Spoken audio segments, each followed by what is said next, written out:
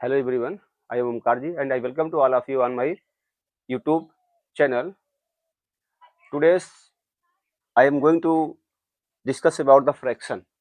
मित्रों मैं आज जो है आपके सामने एक बेसिक मैथ की पॉइंट है फ्रैक्शन भिन्न। आज हम लोग इस पर जो है समझेंगे कि भिन्न क्या होता है, कितने प्रकार का होता है, कैसे इसको सॉल्व किया जाता है। बेसिकली अभी हम इसके डेफिनेशन के बारे में सोचेंगे कि भिन्न की क्या परिभाषा होती है। तो आइए समझते हैं।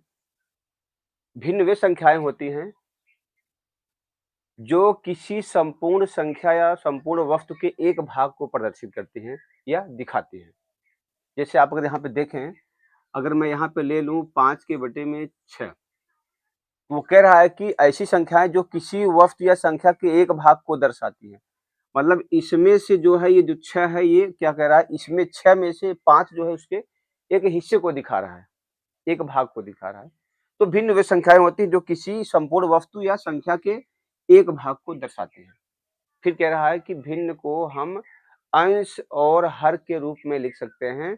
इट मीन्स कि न्यूमरेटर और डिनोमिनेटर के रूप में उसको डिनोट कर सकते हैं। जैसा कि मैंने अभी यहाँ पे लिख के दिखाया आपको कि ये मान लीजिए 5 के बटे में 6 है, तो ये वाला आपका अंश कहा जाएगा, जिसे आप न्यूमरेटर भी कहते हैं, और इसको आप हर बोलते हैं, जिसको आप डिनोमिनेटर कहते हैं। तो इस तरीके से भी आप इसको देख सकते हैं। हर और अंश के रूप में इसको व्यक्त किया जा सकता है। यहाँ पे लिखा है इसे अंश और हर के रूप में व्यक्त कर सकते हैं। तो साथियों बहुत अच्छी बात है। यहाँ पर समझते हैं कि वास्तव में अंश क्या होता है। उसने कह दिया कि अंश और हर के रूप में व्यक्त कर सकते हैं, जिसको हम पढ़ते कैसे है, 5 के बटे में 6।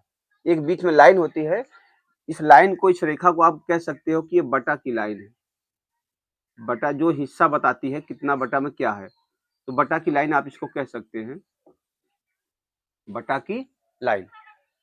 अंश और नीचे हर बीच में बटा की लाइन होती है, और पढ़ते कैसे हैं, 5/6 या 5/6। इस तरीके से इसको हम पढ़ सकते हैं। तो चलिए आइए आगे बढ़ते हैं थोड़ा सा।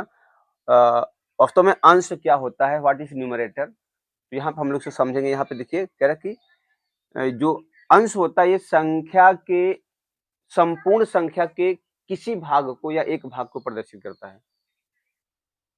जो संख्या आप लेंगे, जो वस्तु होगी, उसके एक भाग को प्रदर्शित करता है। जैसे मैं यहाँ पे अगर आप फिर से लूं कि 4/6, जो संख्या है वो 6 है, उसमें से एक हिस्सा है चौथा, जिसको ये प्रदर्शित कर रहा है। तो वही कह रहा है कि अंश क्या होता है कि किसी संख्या के संपूर्ण या संख्या के संपूर्ण भाग से, संख्या के संपूर्ण भाग में से एक भाग या कुछ भाग को दर्शाता है या प्रदर्शित करता है। जैसा कि मैंने यहाँ पे समझा दिया कि 6 कोई वस्तु, उसमें से चौथा भाग, ये 4 भाग जो बता रहे हैं उसके कुछ अंश को प्रदर्शित कर रहा है। ठीक है, आगे आते हैं। फिर है कह रहा है कि हर क्या होता है, व्हाट इज ए डिनोमिनेटर। हर क्या होता है इसके बारे में समझेंगे। तो यहाँ पे देखिए कह रहा है कि यह किसी वस्तु या संख्या के संपूर्ण भाग को प्रदर्शित करता है। जैसा यहाँ पे नीचे आप देखेंगे, यहाँ पे 4 के बटे में 6 है, तो यहाँ पे 6 जो है वो क्या है, संपूर्ण संख्या है या पूरी वस्तु है, पूरी संख्या है। 4 उसमें से कुछ भाग है जो अंश को प्रदर्शित करता है, और ये पूरी संख्या को प्रदर्शित करता है। तो साथियों ये आप जो है इस तरीके से हर और अंश के बारे में समझ सकते हैं। ठीक है,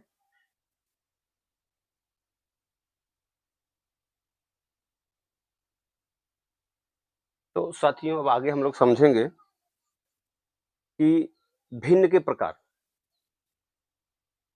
भिन्न कितने प्रकार के होते हैं, हम लोग इस पे बात करेंगे। तो आइए मैं आपको समझते हैं हम लोग जो है कि मुख्यतः भिन्न जो होते हैं वो 3 रूपों में डिवाइड है। यहाँ पे भिन्न के प्रकार में आप देखेंगे भिन्न को मुख्यतः 3 भागों में बांटा गया। पहला है उचित भिन्न, प्रॉपर फ्रैक्शन, और दूसरा है अनुचित भिन्न, इम्प्रॉपर फ्रैक्शन, और तीसरा है मिक्स्ड फ्रैक्शन, जिसको मिश्रित भिन्न या मिश्र भिन्न कहते हैं।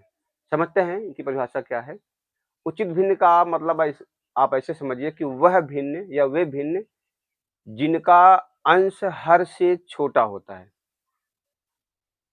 ऐसी भिन्न जिनका अंश हर से छोटा होता है। मतलब इसको ऐसे समझ सकते हैं, इसका उदाहरण लेंगे, जो अंश है हर से छोटा, अगर अंश 4 है तो हर यहाँ पे 8 कर सकते हो, पहला। ऐसे दूसरा देखिए, अगर अंश आपने 2 ले लिया है तो इसका हर यहाँ पे 3 ले सकते हैं, तीसरा। अंश अगर आपने 10 ले लिया है तो इसका हर जो है आपको 12 लेना पड़ेगा या फिर 11 लेना पड़ेगा। तो ऐसी भिन्नें जिनका जो हर होता है वो अंश से बड़ा होता है, वो कहलाती हैं क्या? उचित भिन्न या प्रॉपर फ्रैक्शन। आइए दूसरा प्रकार देखते हैं इसका। दूसरे प्रकार में आप देखिए अनुचित भिन्न, इम्प्रॉपर फ्रैक्शन। इसमें ये कह रहा है कि ऐसी भिन्नें जिनका अंश बड़ा होता है हर से। अंश क्या होता है?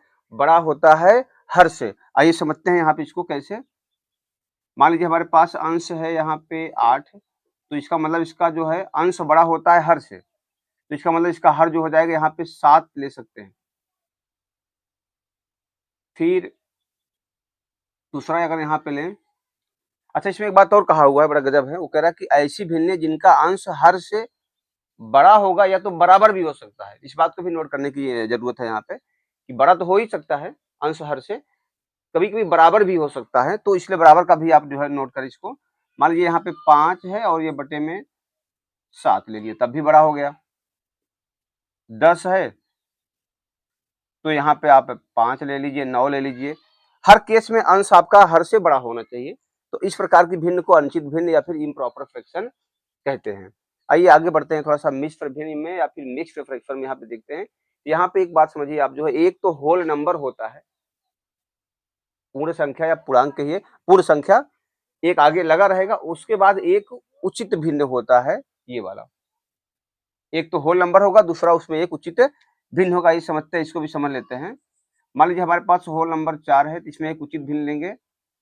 उचित भिन्न से यहाँ पे मतलब है कि ये रहा आपका, ऐसे।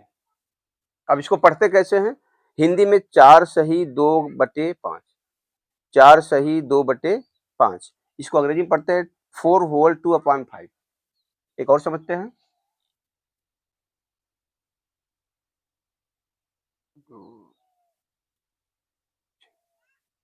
2 सही 3/6।